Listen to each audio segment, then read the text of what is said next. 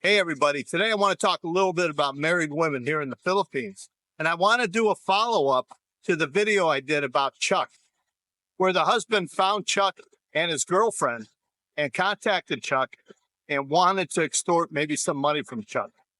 So we'll do a follow-up about Chuck, but I want to talk to you about, if you're here in the Philippines, how do you avoid the problems of being with a married woman? Now, if you come here to the Philippines, 30-day, 60-day vacation. You're just going to come here and enjoy yourself, enjoy life, love the Philippines. And you find a girl to date, a girl to spend time with you, a girl to travel with you. One, don't ask, don't tell. That's part of the law here in the Philippines. If you do not know that that woman is married, you cannot be found guilty of adultery because you did not know she was married. So don't ask your girl, and don't ask every girl you meet, are you married? Are you married?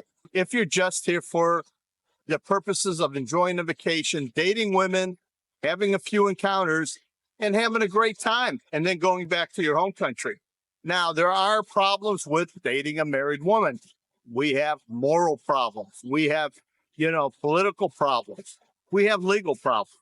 And morally, you shouldn't date a married woman. If you know she's married, run, Forrest, run.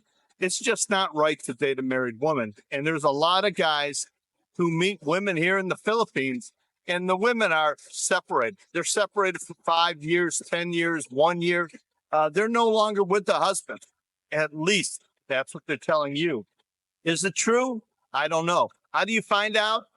Well, you have to go visit the family. You got to go see if the family will tell you anything. You got to do a little homework. Search their Facebook. Find out his name. Look for him on Facebook. Maybe he has pictures on Facebook of him with his new wife or new partner in life. Maybe he has children with another woman.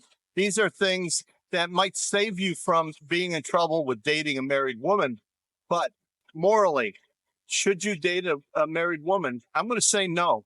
If they're married, they took that sacred vow. That's up to you to decide. That's your morality, how you live your life, and what you expect out of life. Me, if someone told me they're married, I'm moving on. I'm sorry, I just cannot date a married woman. We'll be friends and move on with your life. Religious. The religious aspect of being married. Now, the Catholic Church here in the Philippines does not recognize divorce. So no matter what, you're always married in the eyes of God in the Catholic Church. Other religions, I don't know how that works. I don't know your religion. I don't know the girl's religion that you're dating and she's married. What is her thoughts on that? What does her priest think about that? What does her mom think about that? I don't know. That's both the moral and religious complications of dating a married woman. That's up to you. You're a grown man. You need to decide if that is a problem or not. And if you decide it's not a problem, you must deal with the consequences. Now, politically and legally here in the Philippines, there is no divorce for women. There is the exception for the Muslims. The Muslim religion is their own politics down there in southern Mindanao. The government here in the Philippines lets them live by their own laws in regards to divorce, multitude of husbands or wives that you can have. But in the general population, the normal Philippines, the Philippines that me and you want to visit, it's illegal for you to have sexual relations with a married woman. That's adultery. And that can cause you a lot of grief here. If you're found guilty of adultery, if the husband presses these charges, you could get up to 7 years in jail. Granted, when those charges are brought forward against you, the same charges have to be brought forward against the wife. And if you get 7 years, she's going to get 7 years. I doubt very much if many husbands are going to force their wife to go to jail or to prison over adultery if they're from a poor or middle-class neighborhood. This is more of a law that's enforced in the richer upper echelon of the Philippines. Rich people, they don't want their wives, rich men don't want their wives having affairs with other men, and they will prosecute. They have the money, they have the time, and it's saving their face, the husband's face, if the woman is committing adultery to the husband. He will prosecute if he has the money and the time and the want to. And what will cause him to want to? The want to is they still live together. When you think of adultery, you think of somebody having an affair. The husband and wife are living together. And when we think adultery, it's the wife going out, having an affair with another man.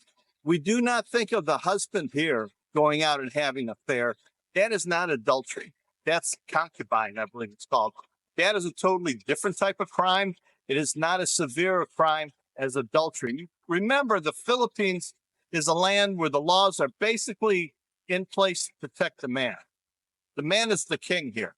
He's in charge of everything. It's a rich Filipino family, and the wife goes out and cheats on the husband, but still lives in the home of the husband. Chances are he's going to prosecute. Even if it's another Filipino or a foreigner, it won't matter to him. He's going to go ahead and prosecute to save face and to take care of this matter. The whole purpose of the adultery law is so one man, his wife doesn't have children from another man. So this man, the husband, does not end up raising somebody else's child. It's protecting the blood of the family.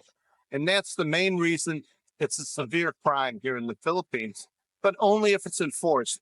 As for me and you guys, if we're with somebody that's married, chances are we're in a middle class economic situation, or even a poverty level economic situation. That husband can't afford to prosecute you. That husband does not have the time, want, or desire. Chances are he has deserted his wife. He's been gone for 5 years, 6 years, deserted the wife, deserted the children. Because there's no divorce, he took his responsibilities to the family and threw them to the side of the road and took off. So legally, I doubt very much he's going to take you to court and going to prosecute you. Now, he might try to blackmail you, but let me put it this way. It's similar to when you have children and your son throws a baseball through somebody's window. You know, it breaks the window of a big store, you know, a big plate glass window in front of a store. Now, that shop owner might come to you and say, hey, if you give me $200, I'll drop the charges. I'll forget about everything. If you don't give me $200, I have no recourse but to call the police. So this is you settling a civil matter financially. And that's the same thing here with the husband. He might come to you and try to ask you for money to drop the charges. It's not blackmail. And you can get it in writing that he will no longer file charges against you for having an adulterous affair with his wife. But make sure you go see an attorney if you're dealing with a married woman and you get in that situation. Don't take my word for it. Don't take another blogger's word for it. If you really love that woman, you want to keep her, and the husband is bothering you, go see an attorney. See what you can do to put a stop to it, if anything at all. Now, as for Chuck, poor Chuck, he met a girl. He loves this girl. I'll put a link to that video down below in the description. And also at the end of the video will be a link to this video if you haven't seen it yet. Chuck was dating a woman. He falls in love with her. He wants to be with her. They go out and about. They're enjoying life. He's met the family. No one said anything to him. He knows she has children, but he does not know if she's married or not. He asked her once if she was married, and she said separated. He did not pay attention to the word separate. He did not put separate, meaning I am separated from my husband. He meant sort of like, we're no longer together. I'm free to go out with anybody else. You know, I am a free woman, just like in the U.S., where here it's totally different. Chuck was unaware of those laws. He didn't do his research. He didn't watch enough YouTube, I guess. One day, the husband contacted Chuck on Facebook, said, hey, I know you're with my wife. Chuck freaked out. He asked his girlfriend. She said, yes, I'm married, but we've been separated for a long time. He doesn't support the kids. He doesn't support me. So Chuck, he doesn't know what to do. He left where they were staying and moved down to Bayawan to get away from them. Well, he's in Bayawan now, and Chuck has made a decision on what he's going to do. He's just going to hide from this guy. They're going to move to another island. They're going to live their life. He's going to call his bluff. If you're going to prosecute me, go ahead and prosecute me. I'll deal with it when that happens. Knowing full well the guy probably doesn't have the money to do it, probably knowing full well he doesn't have the intentions to prosecute.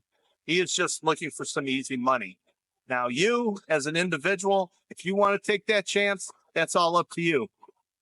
But dealing with a married woman here in the Philippines, it could be really, really tough. I'm going to say don't do it. Morally, I wouldn't do it. If by accident you start dating a woman who is married, if you've fallen in love with this woman, that's up to you on what you're going to do. I dated a married woman back in the U.S., and I said to myself, I'll never date a married woman again. And I'm going to hold to that. It'd be morally wrong to do, not only illegal, not only just, it's just not right. You know, I don't know what kind of words I can put down. It's just not right. And it's better if you don't deal with it. Guys, leave me a comment below. Did you see the video about Chuck? And what do you think about Chuck just calling the guy's bluff, saying, if you're going to prosecute me, prosecute me? Chuck went to the BI, filed for his tourist extension, and no problem. So as of this day of this video, he has not had any charges filed against him. And the husband has been trying to communicate with him for a couple months now. So I don't think it's going anywhere. I think Chuck's home free, except this will linger over him for the rest of his life, that she's married. They're just going to wait it out and hope that in the near future, the laws on divorce will change. Chuck does not have the money to pay for an annulment, nor is he comfortable doing the annulment, because at some point, the husband can come in and say, hey, they're committing adultery, and the judge won't grant the annulment. So he has to wait for either the divorce laws to change or just call that guy's bluff and have an enjoyable life with his girlfriend. Let me know what you think about the outcome there. Is Chuck doing the right thing? I don't know, but it's Chuck's life. Just like whatever you choose to do is your life. Enjoy your life, enjoy your retirement, and if you're in the Philippines, enjoy the Philippines, even with all their strange laws. Until next time.